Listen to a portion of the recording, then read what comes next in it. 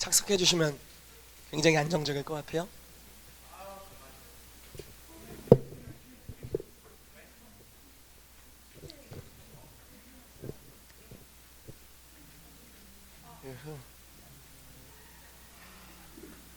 여러분 그 소식 들으셨어요? 아직 못 들으셨구나. 가희자매님이랑 소망자매님네 집 이사했어요. 원룸에서 투룸으로. 할렐루야. 보증금 300에서 보증금 500으로 막. 예. 월세 27만에서 월 35만. 예. 원룸에서 투룸으로 갔어요. 근데 이제 제가 이제 가희자매랑 계속 사역을 하면서 가희자매님 계속했던 얘기가 있어요. 주님이 우리를 투룸으로 인도하실 건데 그때부터 뭐가 사역이 열릴 것 같다. 계속 그런 얘기를 했는데 어지간히 안 옮겨지더라고요. 그래서 진짜 좀 심한 말로 해서 옮기려고 발버둥을 친 것 같은데 좌로나 우로나 길이 없었던 것 같아요, 그동안. 근데 이게 우연인지 모르겠는데요, 지난주인가 소망자매가 갑자기 이사를 할 거라고 그러더니 오늘 할 거라고. 근데 오늘은 사실 가희자매님도 저기 가 있고 도와줄 수 있는 뭐 저희 형제들도 거의 뭐 가 있는 상태라서 이삿짐 센터처럼 원래 도와줘야 되는 거잖아요. 근데 다행히 저희도 가 있어서, 말을 실수했나요? 어쨌든 가 있어서 도와줄 수가 없었는데, 그거를 이제 두 가지 굉장히 좋은 점이 있는데, 하나는 주님의 약속대로 정말 투룸으로 갔다. 그래서 원래는 계획은, 디테일하게 이야기해도 되나 모르겠네. 원래 계획은 얘기할 테니까 알아서 편집하시든지 하세요. 원래 계획은 소망자매님이 이제 지금 집이 보증금 300, 200? 집 보증금 200이 있으니까 500이면 이제 300이 부족하잖아요. 그래서 이제 뭐 월급 버는 대로 거기다가 채워 넣어가지고 가해자매님 시집 가야 되니까 소망자매님이 그 다 넣어가지고 나중에 자기가 다 이제 엄팡 먹으려고 이렇게, 예, 제가 오늘 목이 쉬어서 잠잠히 얘기해도 제 감정의 흥분 상태는 좀 같이 인지하면서 들어주시면 좋겠어요. 온팡 다 먹으려고 이제 생각을 했던 거죠. 그런데 되게 감사했던 게 두 분의 아버님께서 준비해 놓은 재정이 있으신 거예요, 딸들을 위해서.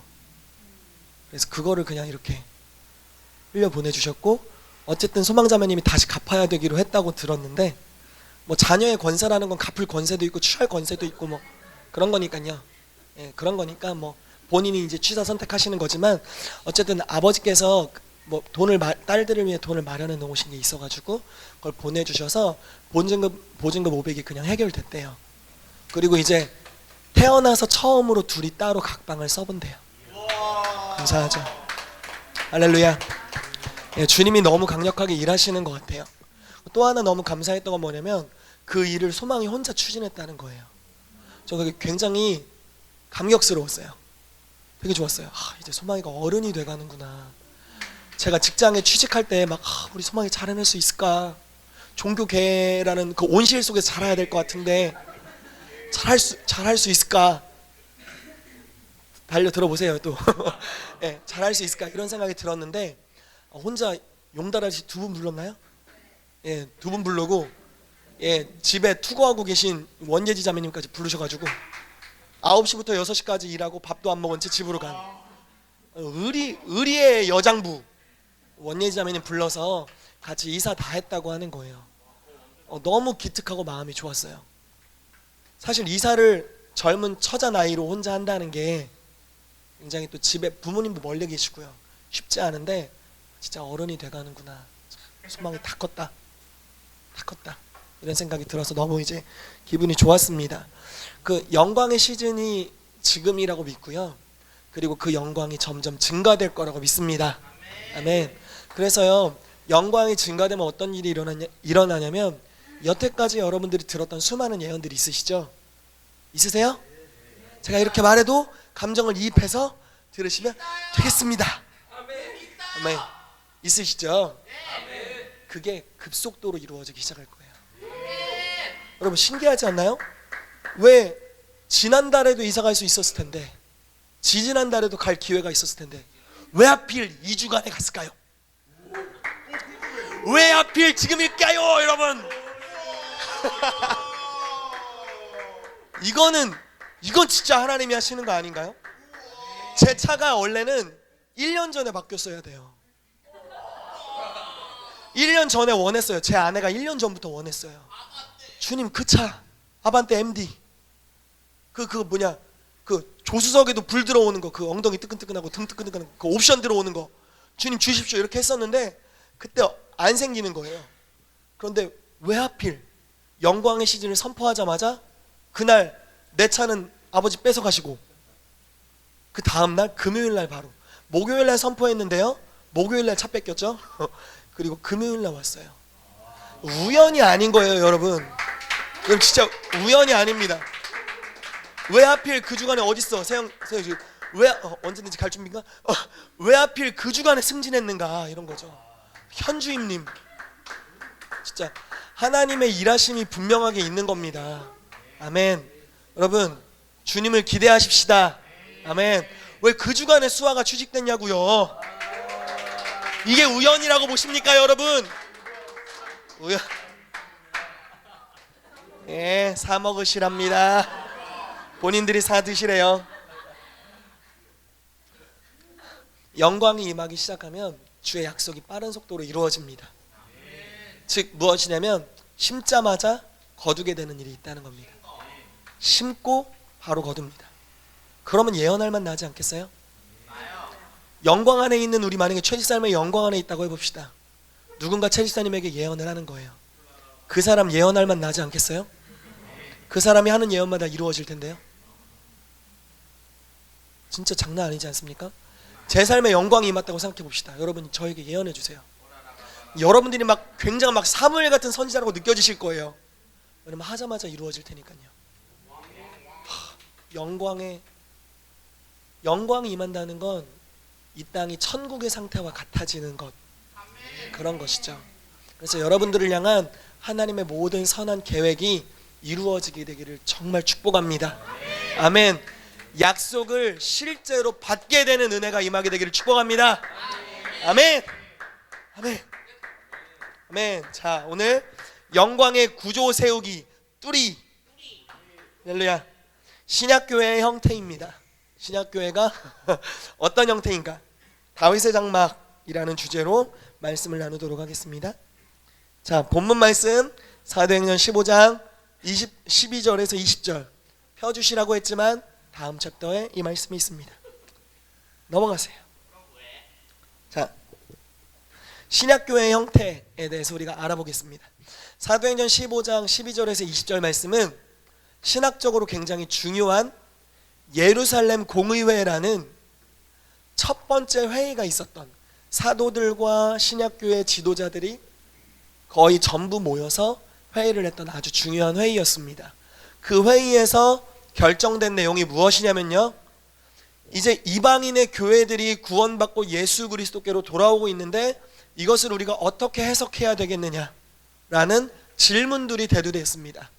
머리가 큰 대두 말고요, 질문들이 대두됐습니다. 꼭 본인이라고 생각하지 마십시오. 예, 질문들이 대두됐다고요. 저라고 생각하지 않고 있어요.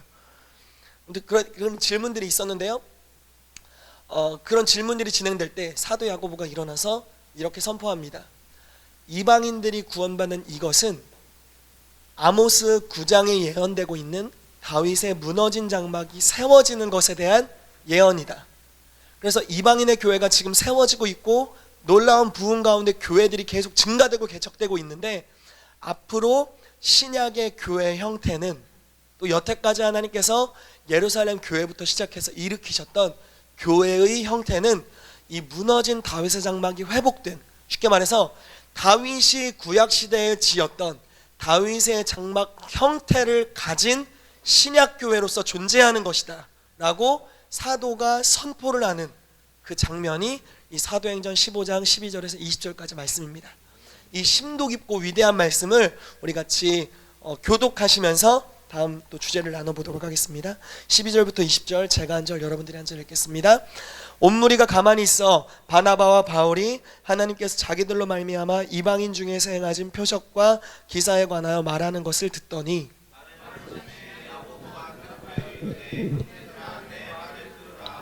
하나님이 처음으로 이방인 중에서 자기 이름을 위할 백성을 취하시려고 그들을 돌보신 것을 시므온, 여기 베드로입니다. 시므온이 말하였으니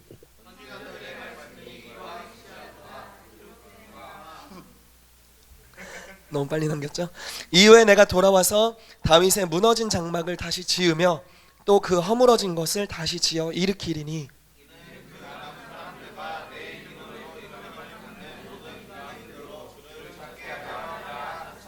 즉 예로부터 이것을 알게 하시는 주의 말씀이라 함과 같으니라.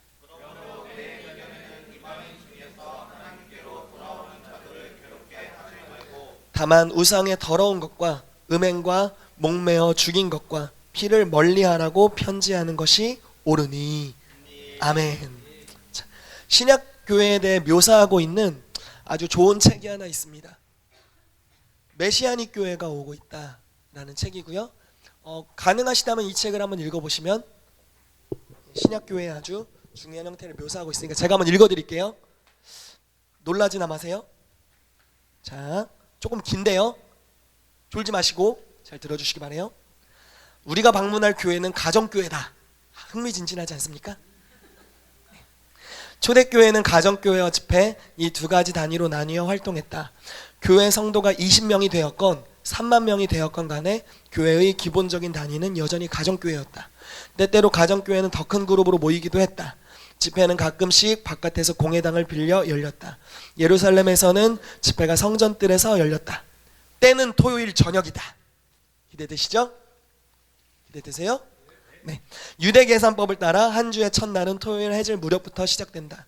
많은 사람들이 낮 시간에는 일을 해야 했기 때문에 교회 모임은 저녁에 열렸다.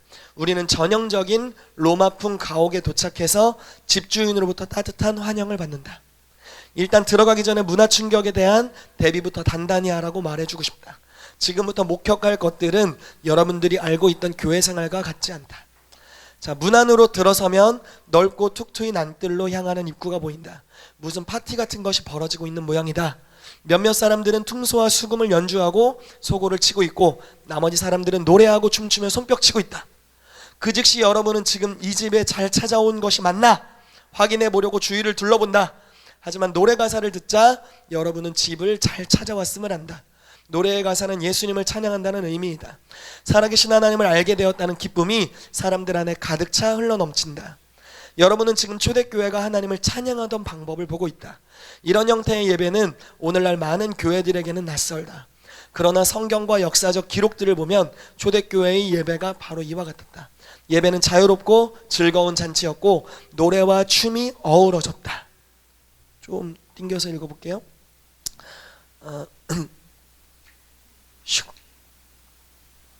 자, 이제 우리는 넓은 안뜰에 서 있다. 많은 걸 생략했습니다. 노래와 춤, 주님을 기뻐하는 것이 온통 가득하다. 노래가 묘사니까 상상해 보십시오. 노래가 점점 느려지자 많은 사람들이 주님 앞에 무릎을 꿇는다. 대부분의 사람들은 주님께 손을 들어 올리고 있다. 주님께서 임재하고 계신다는 엄청난 느낌이 뜰을 가득 채운다. 찬양과 경배 도중 자발적인 찬양의 외침이 터져 나온다. 어떤 이들은 아멘 하고 외치며 다른 사람들의 말에 동의를 표한다. 예배에 참가한 우리들은 사람들의 사랑과 포옹력에 압도당한다. 오랜 노래와 춤 끝에 식사가 나온다. 사람들은 자리를 잡고 앉아 음식 먹을 준비를 한다. 교회에서 예배 도중에 식사를 하다니 정말 놀랍다. 정말 재밌다. 하지만 바울은 고린도전서에 이런 일을 기록했고 베드로와 유다 또한 그랬다. 일주일에 한 번 대접되는 이 식사를 애찬 또는 아가페라고 불렀다. 식사 전에 집의 여주인은 촛불들을 밝히며 특별한 감사의 기도를 올린다. 그런 후 지도자들 중 한 명이 잔을 들고 일어나 주님을 송축하고 그 잔을 돌려 모두가 마실 수 있게 한다. 그 다음 그는 빵 한 덩어리를 집어들고 감사를 드린다. 빵도 역시 사람들에게 차례로 돌아간다. 이것이 본래적 의미의 성찬식이다. 식사는 주님을 향한 헌신을 중심으로 한 즐거운 시간이다. 성도들은 먹으면서 하나님에 대한 이야기와 간증을 나누고 성경 구절을 암송하고 그에 대해 토론한다. 극히 소수의 사람들만이 성서의 구절에 담긴 책들을 가지고 있지만 여러분은 여기에 있는 사람들 대부분이 성경의 많은 부분을 외우고 있다는 사실에 감명을 받는다. 외우고 있죠. 식사를 하는 도중에 지도자들 중 한 명이 일어나서 그 주관에 유니아라는 이름의 사도에게 온 편지를 읽는다. 편지를 쭉 읽었어요. 이 가정교회의 지도자들은 몇 주 전에 몇몇 문제들에 관해 유니아의 조언을 구하는 편지를 보냈었는데, 유니아는 이 답장에서 각각의 질문들에 관해 주의 깊게 자신의 견해를 밝히고 있다. 여기 있는 모두가 유니아를 존경하고 있는 것이 분명하다. 그녀의 편지를 읽고 있는 동안 모든 사람들이 일제히 주의를 기울이고 있는 모습에서 알 수 있다. 식사가 끝난 뒤에도 예배는 계속된다. 갑자기 예배를 또 하는 거예요. 어떤 변화가 일어나기 전까지 말이다. 분위기에 무언가 미묘한 변화가 있다. 대기가 더 무거워지는 것 같은 느낌이다. 손에 잡힐 듯한 하나님의 임재가 내려와 이곳에 머무른다. 고린도전서 5장은 이 현상을 다음과 같이 묘사하고 있다. 우리 주 예수의 이름으로 여러분이 함께 모일 때에 우리 주 예수의 권능과 더불어 여러분과 한자리에 있으니, 이렇게 표현합니다. 부흥에 관한 기록한 문헌들을 연구했던 사람들은 손에 잡힐 듯한 하나님의 임재가 역사 속에 위대한 부흥들에 심심치 않게 동반되었다는 것을 떠올릴 것이다. 하나님의 자명한 임재란 사실 진정한 부흥에서 나타나는 특성이다. 거룩한 하나님의 임재 앞에서 죄인들은 구원받고 낙심자들은 회개를 하고 기적적인 일들이 일상적으로 일어난다. 초대교회에서는 이런 일들이 자주 일어났다.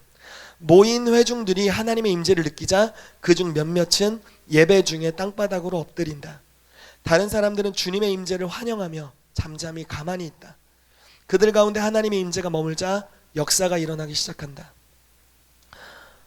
뜰의 반대편에 있던 여인이 일어나 치유에 관한 지식의 말씀을 선포한다. 한 남자가 손을 들자 사람들이 그의 주위를 빙 둘러싸고 그를 위해 기도해 준다. 그는 즉시 치유된다. 다른 사람이 일어나 성경 말씀의 한 구절을 낭독한다.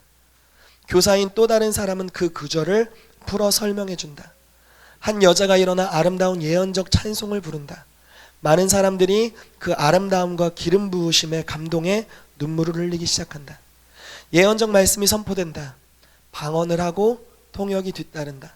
그 모든 것들을 통해 그들은 예배의 안과 밖을 넘나든다. 이 영화각본 같은 일은 고린도전서 14장 23절 32절에 분명히 묘사되고 있다. 이것이 초대교회가 모이고 사역했던 방식이다. 어느 순간 한 남자가 군중들의 뒤편에 조용히 앉아있기만 하던 한 가족을 소개한다. 그 가족들은 그의 이웃이다. 그들의 표정에서 여러분은 그들이 여기에 온 것이 오늘 처음임을 알아챈다. 그리고 그들은 이곳에 온 것이 과연 잘한 일인지 확신하지 못하고 있다. 그 남자가 말하기를 그들은 병마에 시달리다 완전히 눈이 먼 12살 난 딸 때문에 왔다고 한다. 그들은 그녀를 위해 기도를 부탁하러 교회에 온 것이다. 치유의 은사를 가진 사람들이 나와서 장로들과 함께 선다.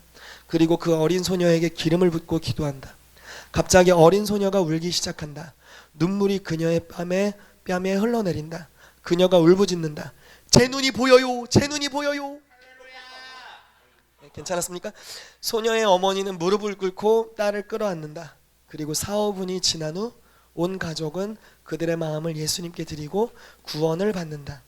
예언적인 말씀이 어떤 사람이 마음속으로만 간직하고 있던 비밀을 밝혀낸다. 그 사람은 앞에 나와 말한다. 예수님을 알지는 못하지만 하나님께서 여기 계시다는 것을 알겠습니다. 그분에 대해 알고 싶군요. 사역이 계속된다. 이곳에서 하나님의 백성들 가운데 일하시는 하나님의 기적적인 권능을 통해 교회의 복음 전파의 상당 부분이 이루어진다. 우리들 중 대부분은 그런 일이 일어났다고는 상상조차 하지 못하지만 이런 일들이 초대교회에서는 흔히 일어났다. 초대교회가 이런 교회였습니다. 놀랍죠? 여러분, 근데 이 예배에서 어떤 특징을 발견하실 수 있으세요? 뭐를 제일 많이 할까요? 식사? 식사! 예, 굉장히 예상치도 못했던 답변입니다. 무엇을 제일 많이 하는 것 같으세요? 찬양을 제일 많이 하는 것 같지 않나요? 가장 많은 시간 찬양하죠. 갔더니 찬양하고 있고 그 원물을 그리고 춤추거든요. 우리 강강술래 같이 이렇게 도는 겁니다. 제가 하긴 좀 하여튼 원물을 들고 춤을 추고요. 자유롭게 악기를 가지고 예배하는 찬양이 계속됐어요. 그리고 식사를 하죠. 그리고 간증을 나누죠. 말씀 전하는 시간이 생각보다 짧았던 것 같아요. 그러니까 말씀 중심이 아니었다는 거예요.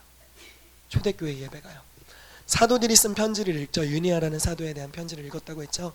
그 당시에는 바울이 쓴 서신서, 우리가 흔히 보는 에베소서, 빌립보서, 갈라디아서 이런 편지들을 돌려가면서 읽었습니다. 이제 말씀 듣는 시간이죠. 이제 그 자체가. 그리고 나서 다시 예배를 하는 거예요. 예배하니까 어떤 일이 벌어집니까? 하나님의 영광이 그 모인 장소에 임하게 됩니다.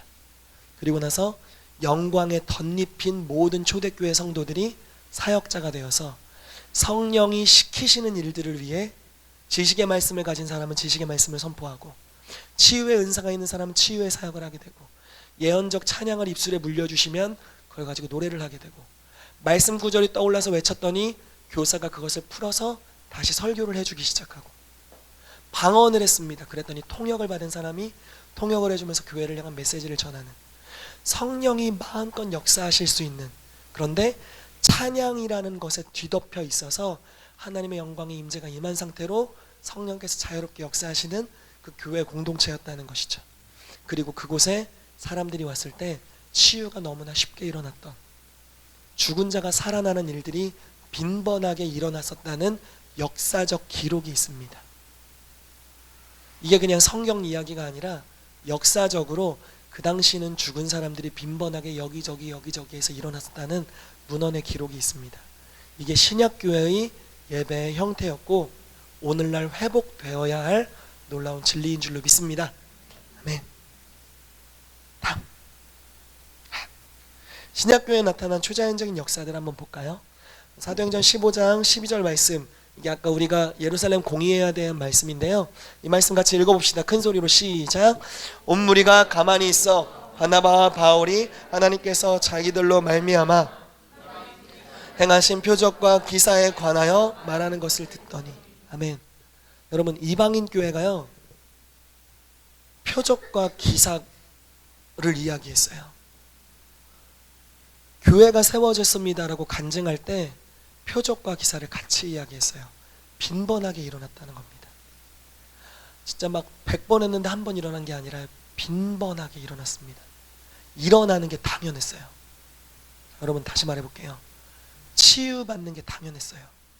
아픈 사람이 있으면요, 치유받지 않으면 그날 되게 컨디션 안 좋은 날이에요. 그날 최악이었어. 그날 치유받는 게 당연했고요, 죽은 자가 살아나는 게 너무 당연했어요. 그림자만 덮여도 치유됐대요. 바울과 바나바가요 지금 신약교회 형태를 간증하는 겁니다. 이방인들 가운데 성령께서 교회를 개척하게 하셨다. 우리를 사도로 부르셔서 그 땅에 우리를 보내주셨다. 그 표징이 무엇이냐? 표적과 기사가 일어났다라고 이야기를 하는 겁니다. 그런데 봅시다. 신약교회 예배의 형태는 찬양이 주류를 이루는 형태였고요, 그것을 다윗의 장막이라고 우리는 표현했고요, 그 다윗의 장막의 형태가 회복된 그러한 신약교회 형태를 가지고 계속적인 찬양을 주께 올려드림으로 주의 영광이 이 땅에 임하게 했을 때 표적과 기사가 일상화되었다라는 것입니다. 여러분, 이것을 원하십니까? 만약에 저와 여러분들의 삶이 찬양이 일상화되어 있다면, 찬양을 통해 주의 영광이 임하는 것이 당연시되어 있다면, 이제 표적과 기사도 여러분들에게 당연한 것이 될 것입니다. 예언의 성취도 더 이상 딜레이 되는 것이 아니라 당연한 것이 될 것입니다. 아멘. 아멘. 자, 봅시다. 여기가 아닌데? 네. 자, 바울과 베드로를 통해 표적과 기사가 일어났습니다. 바울을 통해 어떤 일이 일어나는지 우리 말씀을 같이 읽겠습니다. 시작. 하나님이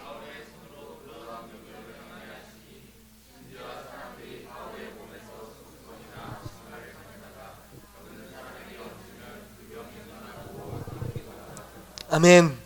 여러분, 여러분들의 손수건 얹었는데 병이 치유됐대요. 좀 자존심 상하지 않아요? 직접 몸빵으로 갔는데도 안 치유될 때가 있는데 손수건만 보냈어. 너무 놀랍지 않습니까? 이게 일상적이었어요. 당연히 일어나는 표적이었어요. 성경의 기록은요, 여러분, 특별한 사람이라고 기록해 놓은 게 아니에요. 대표성의 원리입니다. 여러분, 예수님은요 이 땅에 표적과 기사를 많이 행하셨다고 하잖아요. 그걸 가르쳐 우리가 대표성의 원리라고 해요. 그분이 하셨기 때문에 우리도 할 수 있다라는 거예요. 바울이 했기 때문에 여러분들도 할 수 있는 것입니다. 아멘. 바울이 스스로를 뭐라고 얘기합니까? 나 같은 사도가 없다. 이런 적 있습니까? 나는 죄인 중에 괴수다. 나는 구원받지 못할 만한 자였는데 하나님이 나를 구원하신 것은 그 은혜가 얼마나 큰지 알리기 위해서, 이런 나도 구원해서 이렇게 위대하게 사용했다면 여러분들 더 놀랍게 사용할 거다라는 대표성의 원리로서 자기 스스로의 인생을 간증으로 표현하고 있는 것입니다. 여러분, 간증이라는 것은 예언입니다. 간증은 예언의 영입니다. 바울이 간증하는 거예요. 나를 이렇게 사용하셨습니다 라고 간증할 때 우리가 그 말을 실제로 믿는다면 그것이 여러분들의 삶에도 재현될 것입니다. 아멘. 할렐루야. 자, 베드로를 통해 어떤 일이 일어나는지 같이 읽어봅시다. 시작. 심지어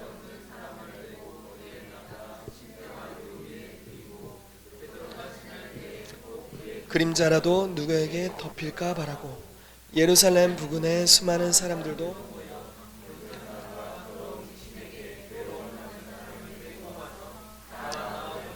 아멘. 아멘. 15절은 누구에게 덮일까 바라고 하니까 왠지 안 낯선 것 같은 느낌 나지 않아요? 16절 보면요, 다 나음을 받았대요. 이 사람 예수님 아니에요. 이 사람 예수님이 아니에요. 이 사람이 어부 출신이세요. 힘 무지하게 세고 나서기 좋아하고 다른 제자들보다 자기가 더 위대하다고 했던, 교만했던 사람이었어요. 예수님을 3번 부인했던 인물입니다. 계속 욕하는 거예요, 일부러. 좀 그랬어요. 그런데요, 이분을 통해서 그림자라도 덮이면 치유됐대요. 가는 곳마다 치유가 일어나요. 이 사람이 가면요, 성경에 기록된 말씀이 진짜가 돼요. 여러분들이 가면 성경 말씀이 진짜가 돼야 돼요. 아멘이시죠? 제가 어디를 가면 그 말씀이 증명돼야 됩니다. 하나님 진짜네? 거짓말이 아니었네? 나 예수님에 대해 오늘 처음 듣지만 진짜 하나님 성경에 기록된 대로네?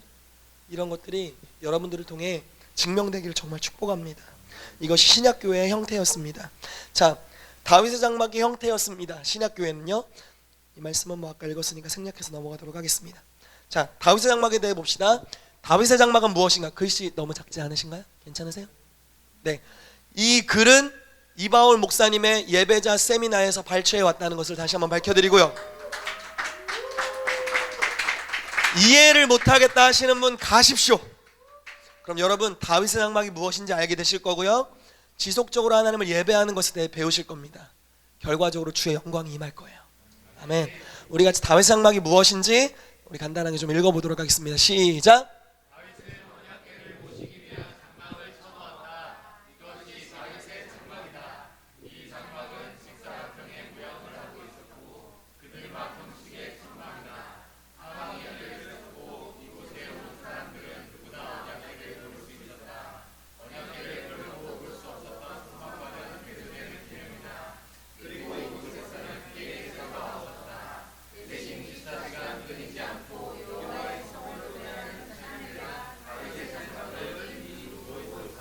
아멘. 솔로몬 성전으로 나아가기 전에, 성전을 짓기 전에 다윗이 언약궤를 모셔두었던, 다윗이 지은 장막이었습니다. 그래서 다윗의 장막입니다. 이 장막의 특징은 원래는 성소 또는 원래는 성막에, 성전에 휘장이 있어서 성소와 지성소를 구분해 두었습니다. 지성소는 언약궤가 있는 곳, 다시 말해 영광의 하나님이 계신 곳이었죠. 함부로 들어갈 수 없는, 범접할 수 없는 곳이었습니다. 그런데 다윗은 그곳을 오픈해 버렸어요. 누구나 언약궤를 볼 수 있습니다. 누구나가 볼 수 있게 천막이 열려 있어요. 그리고 멀리서도 보입니다. 이만 하나님의 영광이 보여요. 그리고 심지어 피의 제사를 드리지 않아요. 구약에 있었던 신약 예배의 한 형태였습니다. 여러분, 오늘날 예배 드리실 때 피 뿌립니까?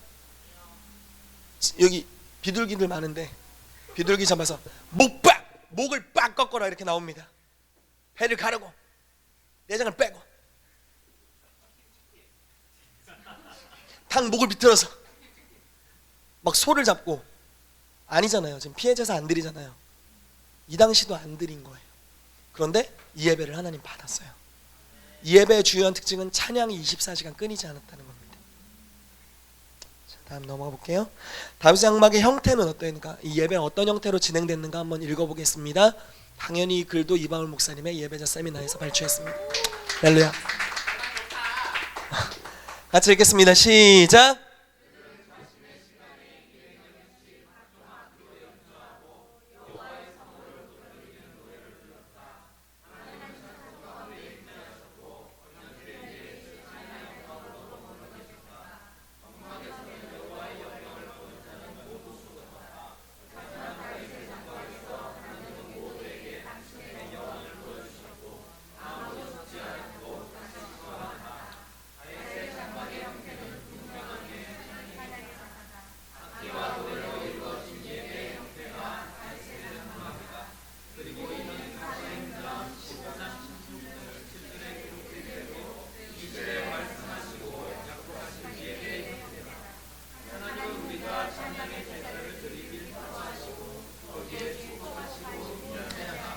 아멘.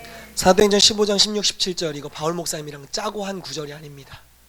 우리가 또 한 영으로 가고 있다는 것이 또 증명되는 이 발췌. 예. 또 있었네요. 한번 또 읽어봅시다. 시작. 이 다윗의 장막 가운데 있는 하나님의 약속은 아무도 정죄받지 않는다는 것이다. 하나님은 참된 경배가 있는 곳에서 당신의 영광을 나타내신다. 우리는 모두 그 영광을 보고 참여하고 경험할 수 있다. 다윗의 장막에서 하나님의 영광은 모두에게 열려 있다. 누구든지 그 은혜를 값없이 마실 수 있다. 그리고 참된 경배를 위해 필요한 것이 있다. 시간이다. 다윗의 장막은 24시간 끊이지 않는 찬양이 있었다. 그리고 그곳에 하나님의 영광이 있었다. 마음과 시간 드립니다. 어디서 들어본 찬양 있죠? 주 영광 나타내소서. 이바울 목사님께서 작곡하신 이 곡은 다윗의 장막의 영성을 담고 있습니다. 이바울 목사님을 막 찬양해야 될 것 같아 거의. 바울 목사님 너무 감사드리고요. 자 3번 다윗의 장막을 통해 그 당시 어떤 일이 일어났는지 한번 봅시다. 제가 글을 써놨는데 우리 글을 같이 읽어보겠습니다. 시작. 다윗의 용사들을 통해서 약속하신 모든 땅을 정복했다. 즉 예언이 성취되었다.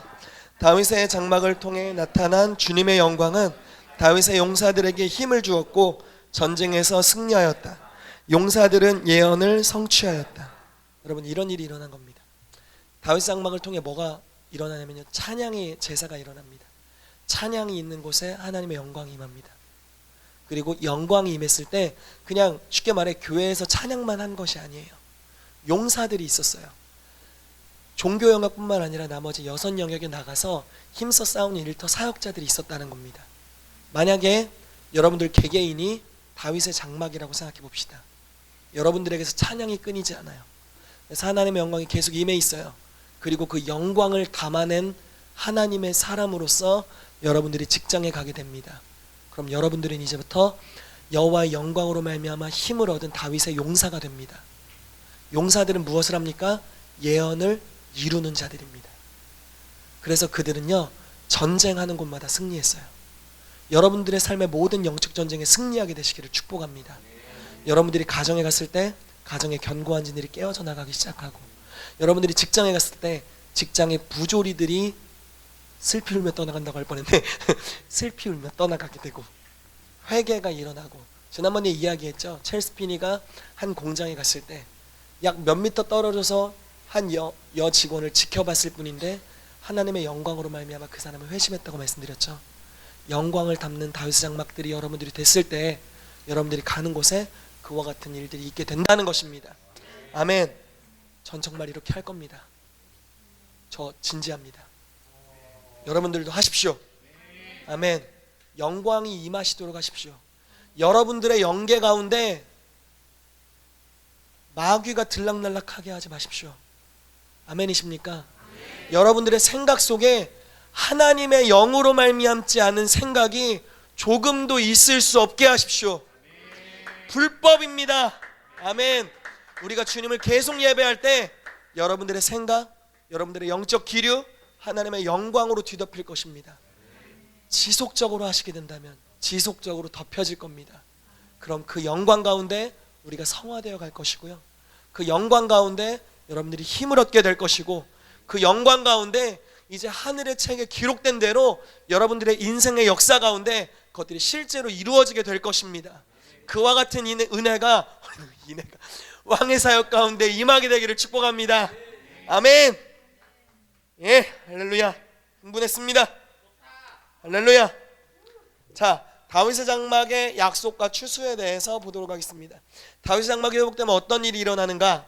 예전에도 좀 나눈 적이 있었기 때문에 좀 간단하게 가겠습니다. 아모스 9장 11절에서 15절 말씀 우리 같이 읽어볼게요. 제가 한 절, 여러분들이 한 절이요. 그날에 내가 다윗의 무너진 장막을 일으키고 그것들의 틈을 막으며 그 허물어진 것을 일으켜서 옛적과 같이 세우고. 흥분했어.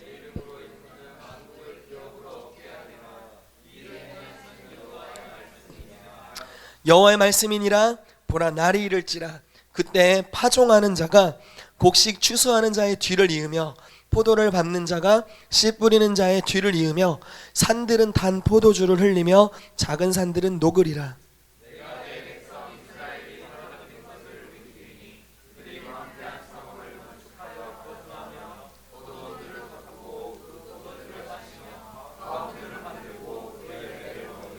내가 그들을 그들의 땅에 심으리니 그들이 내가 준 땅에서 다시 뽑히지 아니하리라. 내 하나님 여호와의 말씀이니라. 아멘. 여러분, 다윗의 장막이 회복되면 이런 일이 있는답니다. 추수하는 자가 걸어갑니다. 곡식을 추수합니다. 신기한 것은요, 바로 뒤에서 씨 뿌리는 자가 따라옵니다. 그러니까 추수를 하자마자 씨를 뿌립니까? 여러분, 농사 지으실 때? 여기는 대도시죠. 대전은 대도시라 농부가 많이 없어요. 다시 한번 강조합니다. 대전은 서울과 같은 대도시.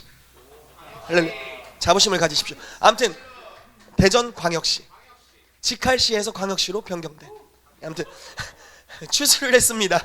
그러다가 뒤따라가면서 씨를 뿌리는 거죠. 원래 씨는 봄에 뿌리잖아요, 여러분. 맞죠? 봄에 뿌립니다. 그런데 신기한 것은요, 자, 지금 3인방이 가고 있어요. 첫 번째 추수하는 자, 두 번째 씨 뿌리는 자, 세 번째 그 씨 뿌린 것을 바로 거두는 자. 뿌리자마자 거둡니다. 콩 심은 데 콩 나고 팥 심은 데 팥 나는 역사. 할렐루야. 아멘. 이 놀라운 속담. 콩을 심으면 콩이 나고 팥을 심으면 팥이 나는, 복음을 심었더니 구원이 출수되는, 아멘. 아멘. 찬양을 심었더니 영광이 추수되는, 할렐루야. 아멘. 여러분, 재정을 심을 때 재정이 거두어집니다. 여러분, 여러분들의 건강을 희생해서 심을 때 치유가 임하게 될 것입니다. 아멘. 여러분, 여러분들이 섬김을 심을 때 섬김을 받게 됩니다. 이것이 다윗의 장막을 통해 영광이 회복될 때요, 심자마자 거둬요. 심자마자 거두는 거예요. 놀랍지 않습니까? 좌로 예를 들어 100만 원을 흘려보냈습니다. 감동을 주셔서. 그런데 우측에서 30배, 60배, 100배의 재정이 옵니다. 근데 그것이 즉각적으로 이루어지는 것. 돈으로 얘기하니까 아주 기분이 좋네요. 할렐루야. 여러분들이 무엇을 심든지 그 심는 것을 거두게 될 것입니다. 그런데 하나님의 영광 안에서 주의 뜻대로 심은 것들을 놀랍게 거둘 거예요. 영광이 임했습니다. 난 다윗의 장막 막 찬양했어요. 오로로 찬양했어요. 막 원을 만들어 춤을 췄어요. 하나님의 영광이 임했어요. 그리고 공부하는 걸 심었어요. 어떤 일이 벌어질까요? 나 공부 겁나 잘하게 됩니다. 할렐루야. 제가 아직 경험해 본 적은 없지만 여러분들은 경험하실 수 있습니다. 예, 아직 경험할 게 1회밖에 안 남은 것 같기도 하고, 예, 벌써 다 가가지고, 다 대학 가가지고, 예, 이제 1회만 경험하면 될 것 같아요. 예, 심는 대로 놀라운 것들을 추수하게 될 것입니다. 여러분들의 삶에 하나님이 심어 놓으신 씨앗들이 있어요. 그것들을 여러분들, 죄송한 말로, 돌아가시기 전에는 다 거둬야 되지 않겠습니까? 주님이 내 삶에 약속하신 것들 다 받으셔야 되지 않으시겠어요? 아멘. 여러분, 예지가 패셔니스타 되는 거 한번 봐야 되지 않겠습니까? 할렐루야. 오늘도 이 포마드? 올백입니까 저건? 알지 못해서 넘어가도록 하겠습니다. 피곤해 보여서 얘기한 건 아니고요. 아무튼 다윗 장막이 회복되면 심자마자 거두고 거두자마자 심는 역사들이 있습니다. 자, 다시 다른 말씀을 하나 볼까요? 자, 영적 기류가 바뀌면 추수의 시즌을 앞당길 수 있습니다. 동일한 말씀이고요. 기류를 바꾸십시오. 여러분들의 지금 그 기류에 있지 마세요. 내가 지금 무슨 생각을 하고 있느냐가 내가 어느 기류에 있느냐를 분별할 수 있는 아주 좋은 방법 중 하나입니다. 무슨 생각을 하십니까? 혹시 이 설교가 지루하다라고 생각하십니까? 아닙니다. 주님의 것이 아닙니다. 기류를 바꾸십시오. 진짜 돌파. 예. 까먹었어. 영적 기류를 바꾸시면 출수의 시즌이 앞당겨지게 될 것입니다. 아멘. 자, 찬양과 기도를 통해서 영광의 기류를 형성하십시오. 그리고 씨앗을 심고 추수하시게 되시기를 축복합니다. 요한복음 4장 35, 38절인데 아주 중요한 말씀입니다. 신약 사역자가 가져야 될 정말 중요한 메시지입니다. 진짜 중요합니다. 읽어봅시다. 시작. 너희는 넉 달이 지나야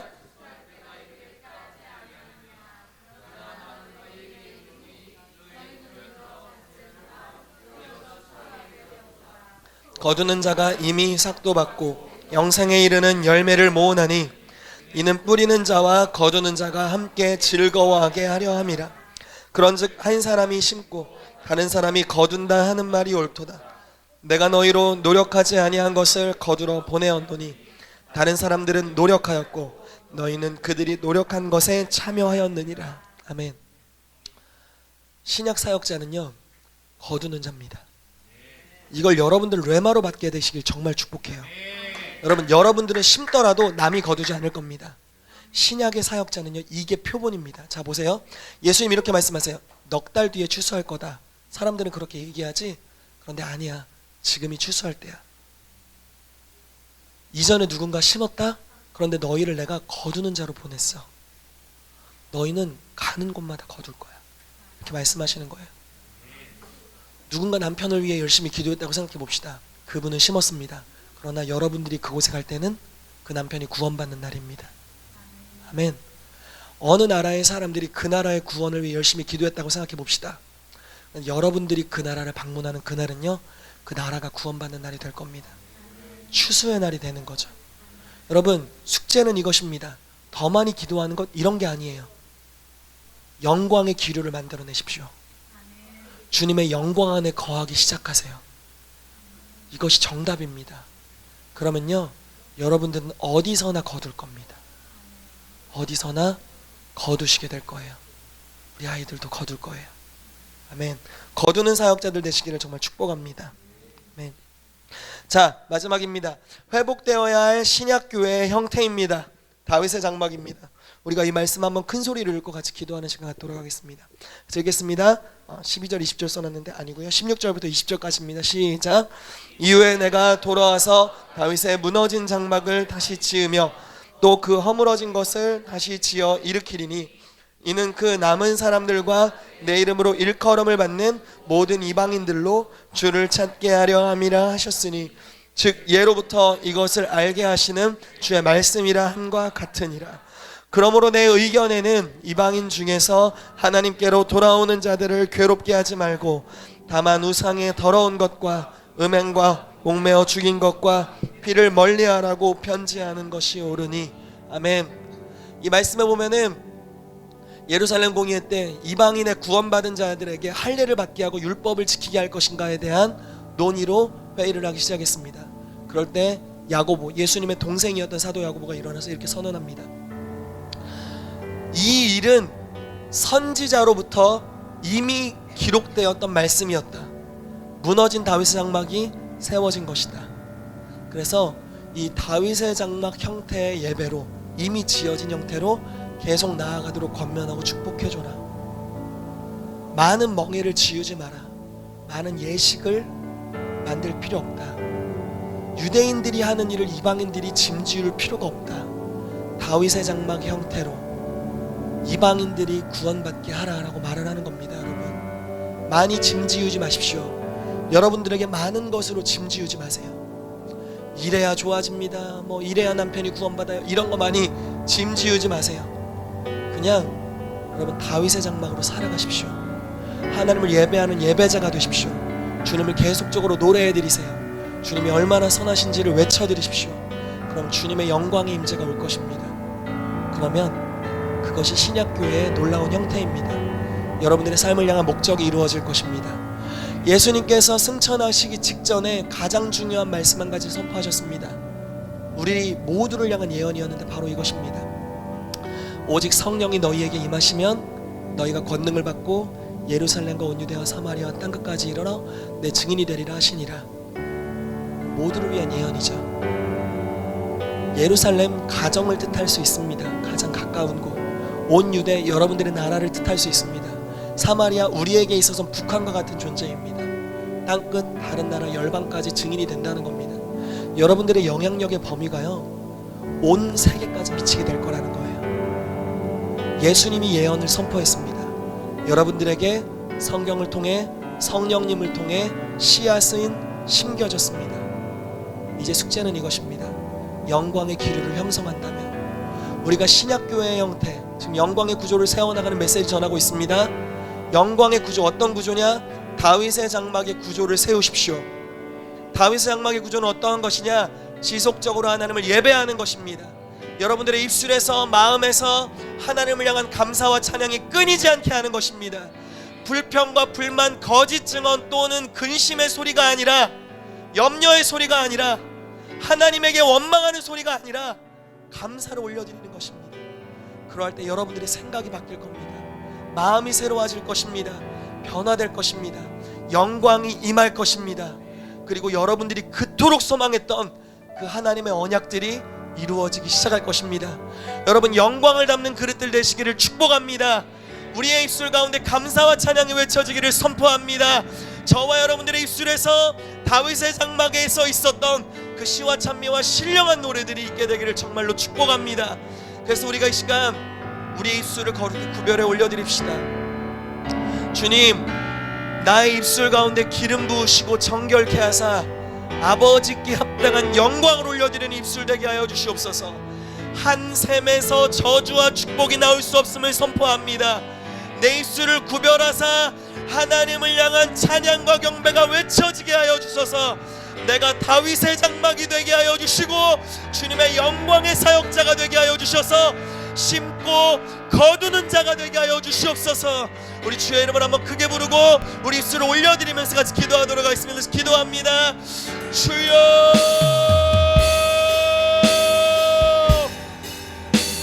여러분 계속적으로 소리를 높여 기도하며 나아가십시다.